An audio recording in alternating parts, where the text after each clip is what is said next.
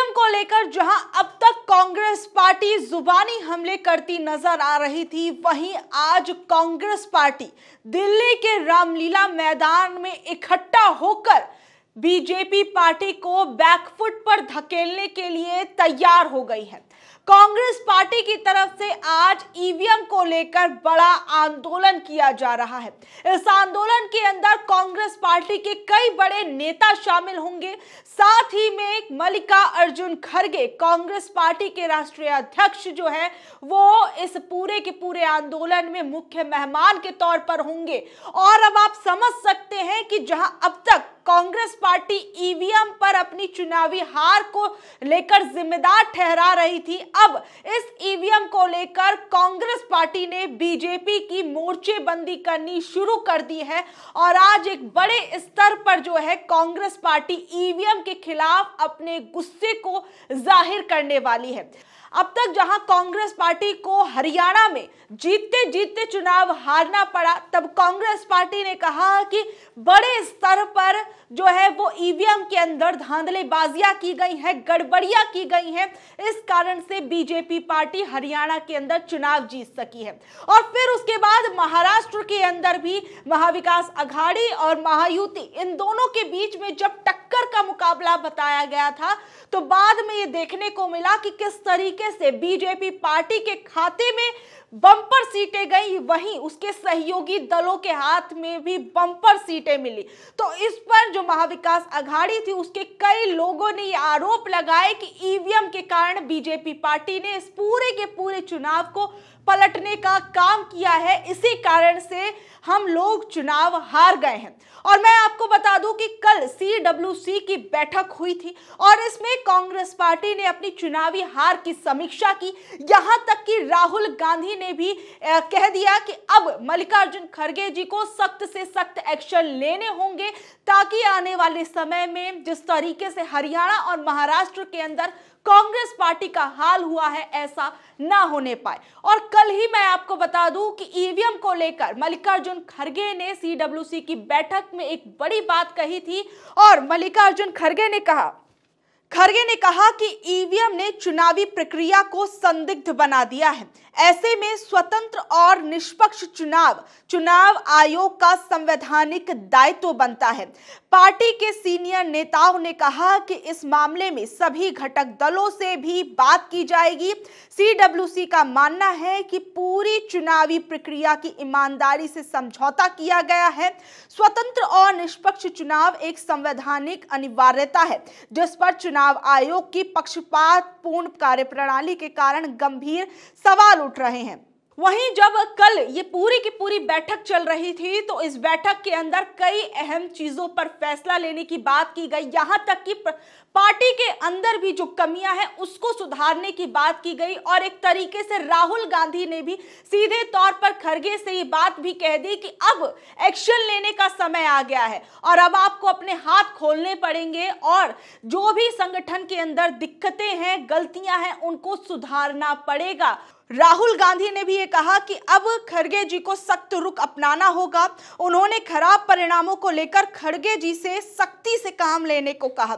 और साथ ही में राहुल गांधी ने यह भी कहा कि कांग्रेस प्रतिरोध का संगठन है और पार्टी नेताओं को इसमें भरोसा रखना चाहिए। जहां एक तरफ पार्टी के कार्यकर्ताओं को कहा गया कि पार्टी के ऊपर अभी भी आपको भरोसा करना चाहिए, वहीं खड़गे जी को भी उन्होंने कह दिया कि अब आपको सख्त एक्शन लेने पड़ेंगे, क्योंकि पहले हरियाणा का चुनाव हमारे हाथों से निकल गया और अब महाराष्ट्र के अंदर भी यही देखने को मिल रहा है। वैसे तो कांग्रेस पार्टी पर तमाम बीजेपी पार्टी के लोग ये आरोप लगाते रहे कि कांग्रेस पार्टी जो है जहां चुनाव नहीं जीत पा रही, वहां पर वो ईवीएम पर ठीकरा फोड़ देती है। लेकिन वाकई में क्या ईवीएम को लेकर अब ये माना जाए कि बस हार के कारण कांग्रेस पार्टी ये सब कह रही है और अपनी हार की तिलमिलाहट इस बात से निकाल रही है कि ईवीएम में जो गड़बड़ियां हैं उसके कारण बीजेपी पार्टी चुनावों को जीत रही है। यहां तक कि मैं आपको बता दूं कि महाराष्ट्र को लेकर कांग्रेस पार्टी के एक नेता गुरदीप सिंह सप्पल ने एक बकायदा आंकड़ा जारी किया और इस आंकड़े के अंदर बताया कि किस तरीके से लोकसभा चुनावों के अंदर वोटर्स की संख्या बढ़ी, लेकिन इससे भी ज्यादा दुगनी तेजी से वोटर्स की संख्या विधानसभा के चुनावों के अंदर बढ़ जाती है। और जिस तरीके से ये वोटर्स की संख्या इतनी दुगनी तरीके से बढ़ी, क्या इसे संदिग्ध नहीं माना जाए। यहां तक कि उन्होंने ये तक कह दिया कि लगभग कई वोट्स जो हैं वो हमारे काटे गए और कई फर्जी वोट्स जो हैं वो बीजेपी ने अपने खाते में पड़वाए। और यहां तक कि ये पूरे के पूरे बड़े आरोप लगाते हुए कांग्रेस पार्टी ने ये तक कहा कि उन्होंने जो महाराष्ट्र के अंदर मतदाताओं की संख्या की जो एकदम से बाढ़ आ गई थी, इसे लेकर 19 अक्टूबर को, यानी आप समझ सकते हैं कि 20 नवंबर को महाराष्ट्र में चुनाव होना था और उससे ठीक एक महीने पहले कांग्रेस पार्टी ने चुनाव आयोग को एक लेटर लिखा था और इस बात को उनके संज्ञान में भी लाया था। और इस लेटर की आप ये तस्वीर भी देख सकते हैं जिसमें कांग्रेस पार्टी के कई बड़े नेताओं के इसके अंदर सिग्नेचर आपको नजर आ रहे होंगे। और उन्होंने बताया कि किस तरीके से वोटर्स की संख्या में बड़ा बदलाव आया है। एक बार आप समझिए, और इसे लेकर उन्होंने कई फैक्ट्स जो हैं वो बताए कि आखिर में वो जो ये बात कह रहे हैं उसके पीछे का कारण क्या है।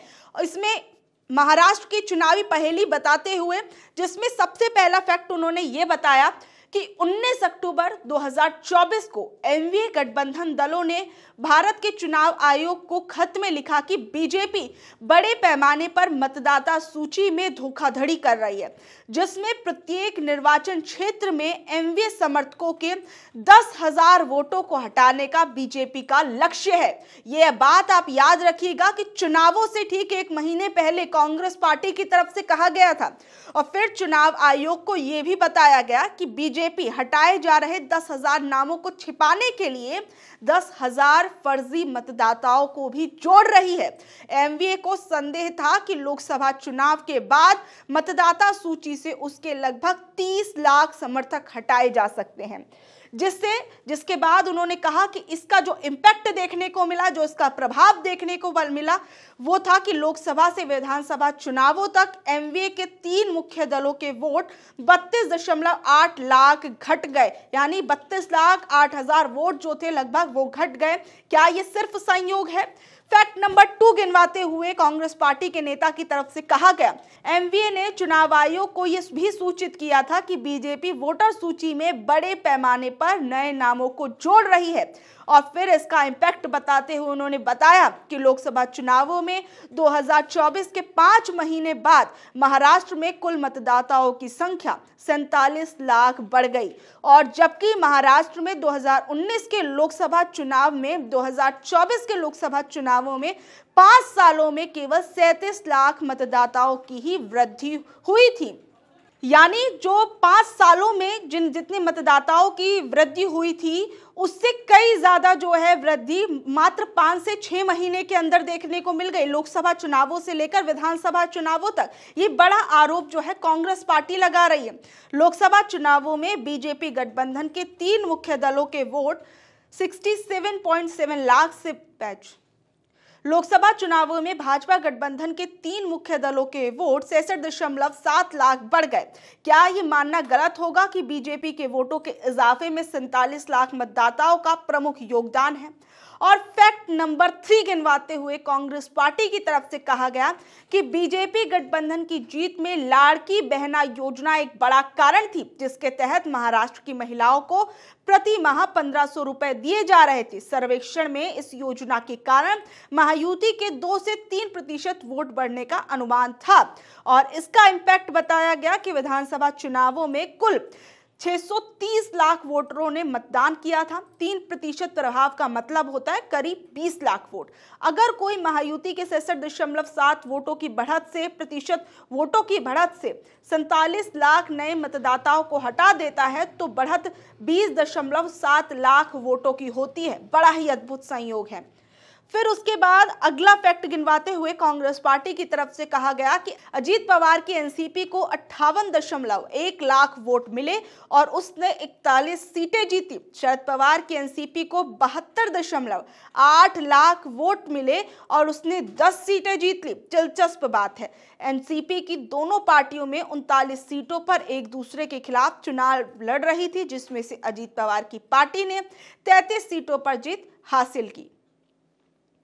अब ये कहा गया कि क्या ये सटीक रोबोटिक सर्जरी सामान्य रूप से संभव है।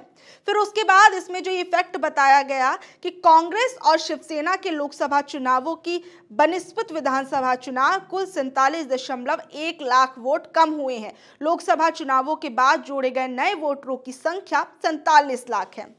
अब कांग्रेस पार्टी ने आंकड़ों के साथ ही बड़े आरोप लगा दिए कि लोकसभा चुनावों में आपकी जितनी संख्या बढ़ी थी उससे ज्यादा संख्या जो है कुछ महीनों के अंदर वोटर्स की बढ़ जाती है महाराष्ट्र के विधानसभा चुनावों से पहले।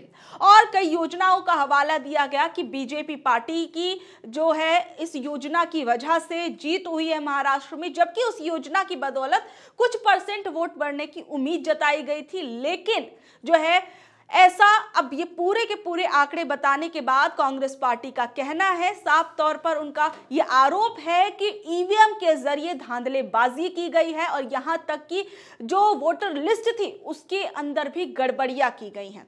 अब ईवीएम को लेकर कांग्रेस पार्टी जो है आज एक बड़ा आंदोलन करने वाली है। अब इस आंदोलन का क्या प्रभाव पड़ेगा, क्या प्रभाव नहीं पड़ेगा, किस स्तर तक प्रभाव पड़ेगा, इस बारे में आप लोगों का क्या कुछ कहना है नीचे दिए गए कमेंट बॉक्स में जरूर बताइएगा। और ऐसी अपडेट से जुड़े रहने के लिए देखते रहिए ऑनलाइन न्यूज़ भारत। मैं आपके साथ शालिनी, धन्यवाद।